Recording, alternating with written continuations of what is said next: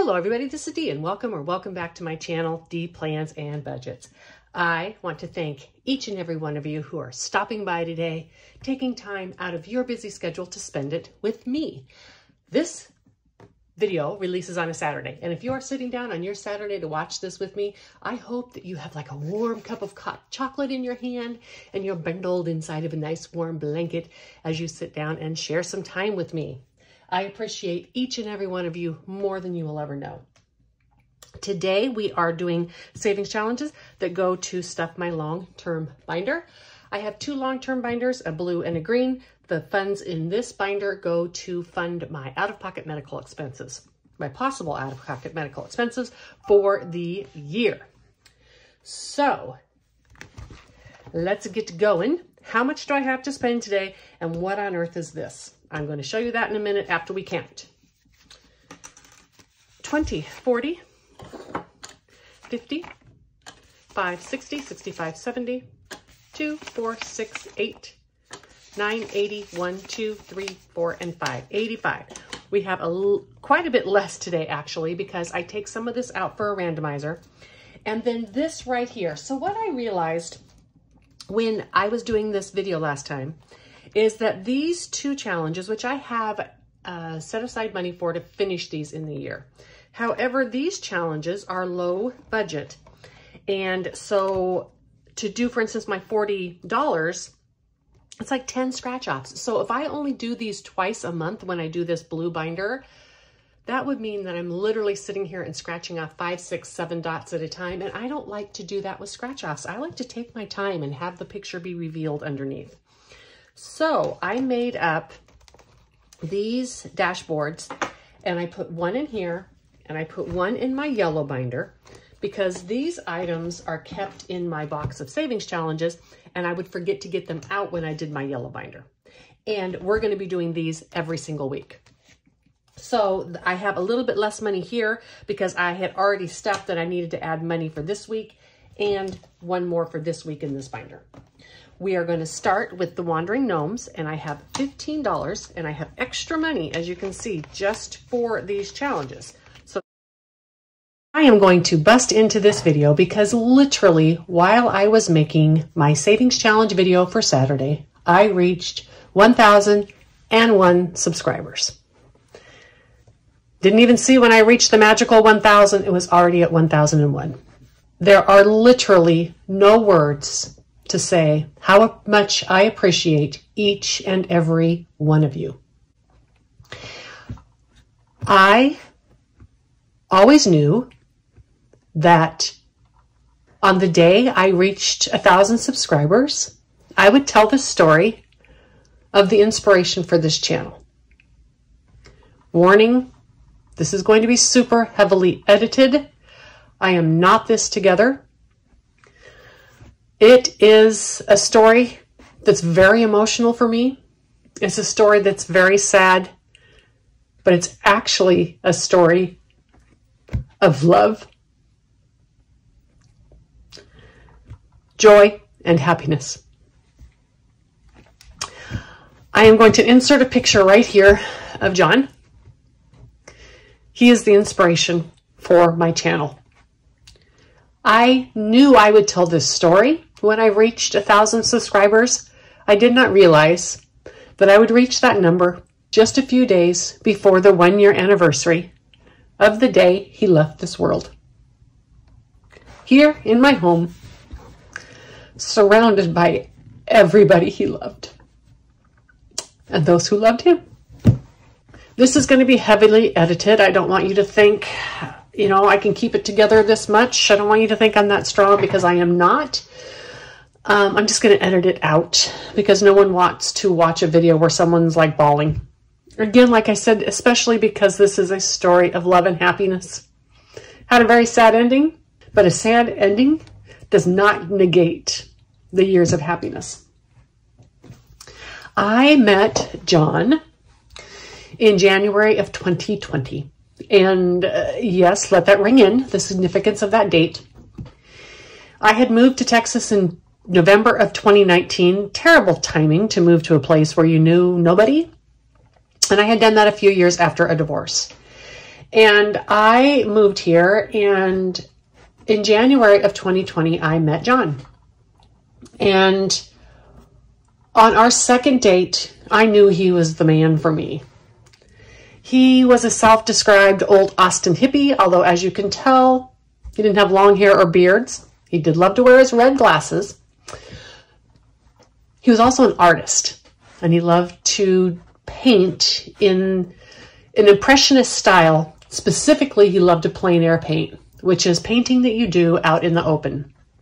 You take what's called a plein air box, has all your paints and such. He oil painted, and you go out into nature and you capture an impression of what it is that you are in. It's a different form of art than when you paint in your studio.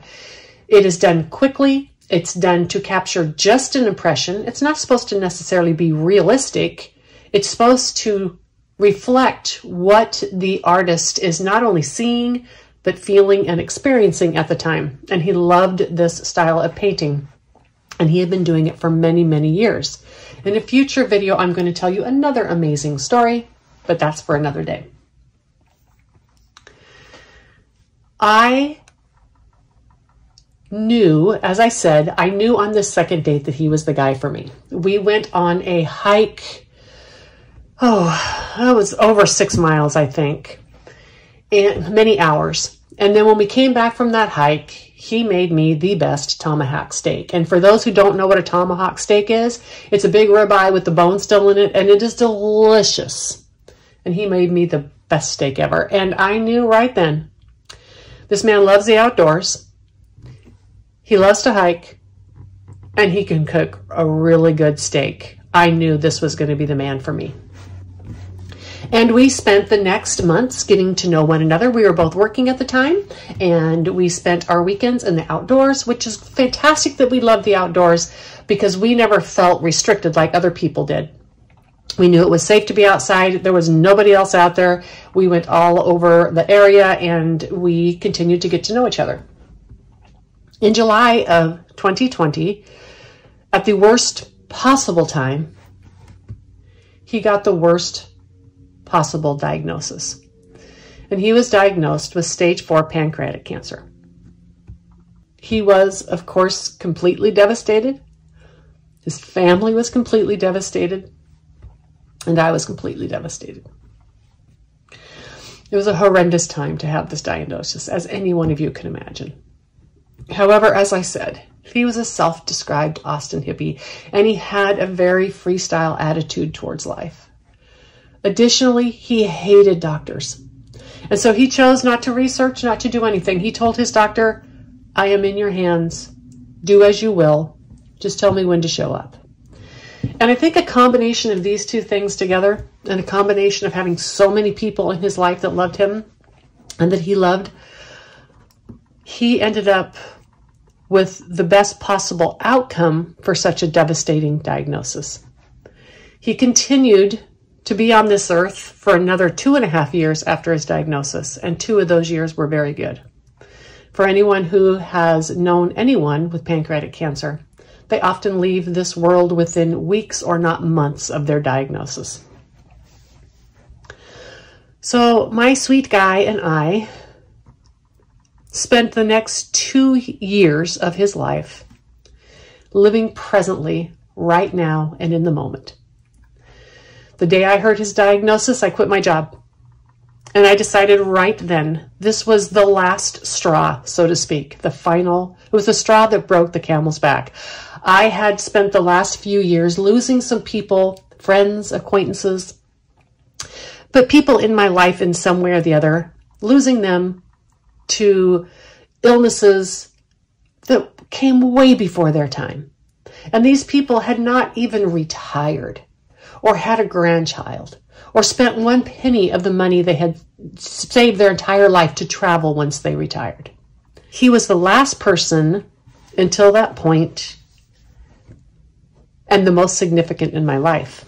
And anyhow, I decided right then and there that I was going to take whatever I had and I was going to make it work, because I was not going to waste one more day putting off the things that I wanted to do. I quit my job. He started treatment. And we spent the next 2 years traveling all over this wonderful state of Texas. We did a few other trips, but because of his treatment schedule, we couldn't do a lot of long trips. We did manage a trip to Hawaii with his entire family. We went to Custer State Park in South Dakota. Amazing. These all took a lot of planning. One time he delayed treatment by a week with his doctor's permission, of course. But suffice it to say, before he died, he lived. Now, some of these adventures and stories are going to be things I start sharing with you because we've had wonderful adventures and stories. For the purposes of not making this too long, we're going to skip ahead to July of 2022 when it became apparent that his treatment was no longer working. He and I had never had an interest in cohabitating or living together or marrying. We just wanted love and romance and to be together. And that worked fantastic. When his treatment started failing and he started getting weaker, he spent more time here in my home. What he could do was limited.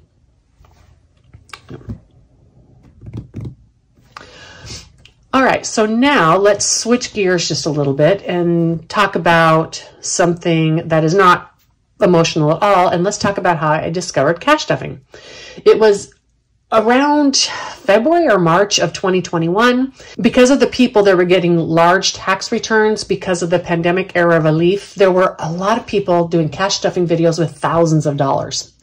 And I think between the crossover from the decorative planning community and those popularity of those videos, I think that they just started showing up in my feed. As I've shared many times, I've been a budgeter my whole life, but I haven't been a cash stuffer. And until that time, I never did sinking funds. I wish I'd discovered them so much earlier in life. Anyhow, I started watching those videos and I just, of course, like everybody, just started watching video after video after video. However, that was during the time that John and I were doing all sorts of traveling.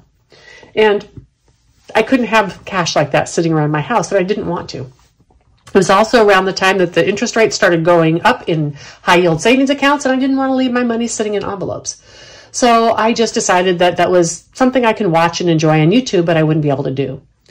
And then a planner that I watched, Plan with Elise, posted a video because she also did budgeting, and she was using prop money. Within minutes, I had ordered 2 sets of prop money off Amazon, and my journey began.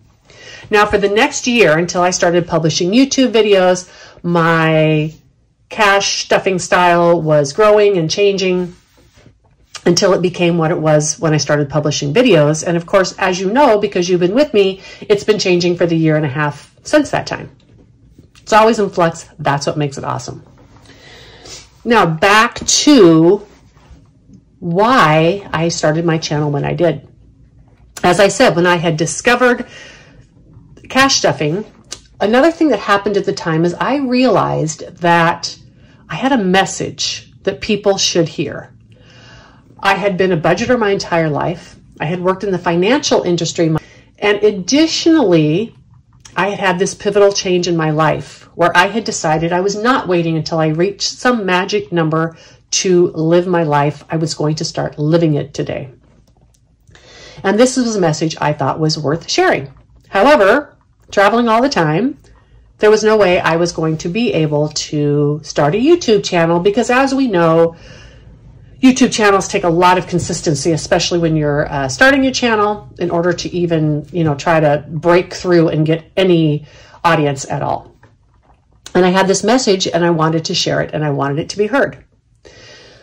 When he started getting weaker and we were no longer traveling, I knew I would have time to start my YouTube channel. And I discussed it with him because he was here in my home. He was here a lot. I was helping him. And he was so excited about the idea of me doing it. Needless to say, he thought I was a pretty amazing person. And he was real excited about the idea of me doing this.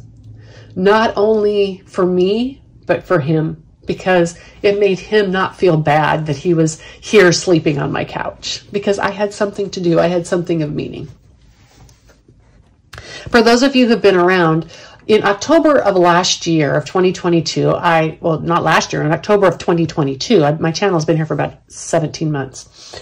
Anyhow, in October of 2022, I talked about finding out I had a need for a mini emergency or a life happens, because I was with a friend in the hospital and needing to eat at the hospital all the time, and I didn't have a category for that money.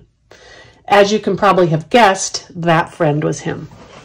In October of 2022, his body was no longer able to tolerate chemo. His hemoglobin was failing, and he was in the hospital for about 16 days.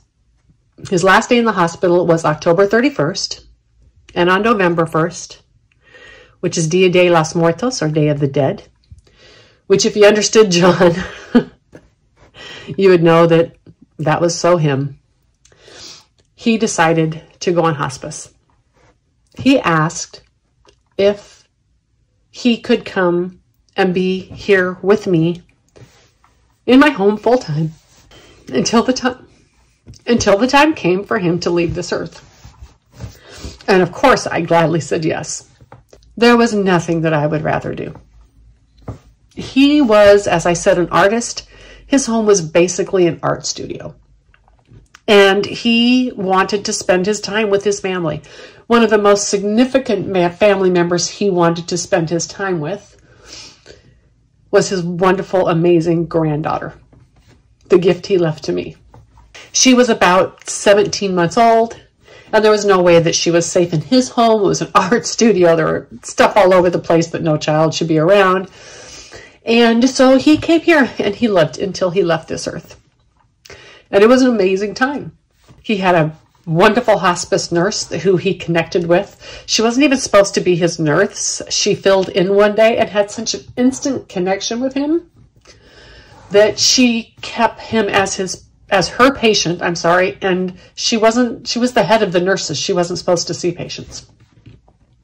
Champagne, every time I watch your videos, I want to reach out and hug you. You have probably one of the hardest jobs and probably one of the most meaningful and rewarding. And you are so important to the people whose lives you touch.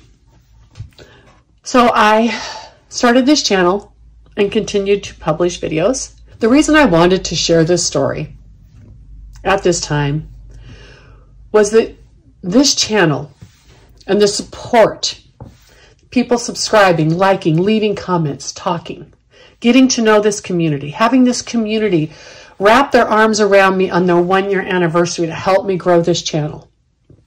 This means more to me than you will ever know. I want this to be about love and happiness, and I have stories I'm going to share with you in the future that are going to blow your mind about the things that we experienced. So amazing. Life is good. But I also wanted to be able to take a moment, because this is such a wonderful example of how we really never know a person's story and the person behind the camera and what they're going through. Oftentimes, when we do something for another person that we think is small or perhaps meaningless, it can have an impact on their life that is so much greater than what we had ever anticipated. You're subscribing and liking and commenting on my channel gave me purpose. It's given me escape. It's giving me meaning. It's giving me distraction. And you mean more to me than you will ever know. Thank you. Wow, that transition was way too abrupt. So I'm going to do a voiceover and close this video. I want to say thank you to each and every one of you. And I'll see you on the next one. Bye.